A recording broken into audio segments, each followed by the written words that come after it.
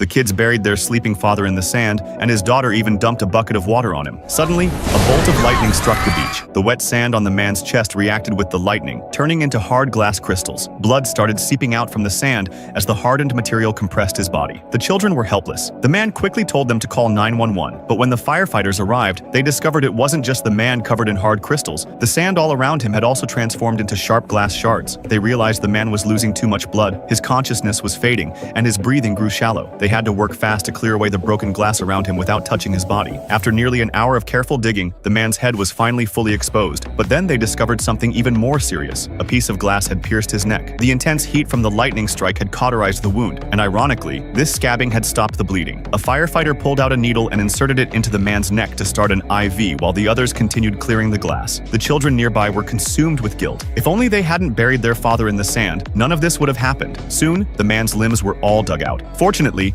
the injuries to the rest of his body were just scratches. The firefighters prepared to pull him out, but the moment they grabbed his arm, an artery ruptured and started bleeding again. Everyone tensed up. A firefighter immediately pressed his hand against the wound to stop the bleeding and tied a rope around the upper arm to temporarily cut off the blood flow. Then they lifted the man onto a stretcher. The man was finally saved.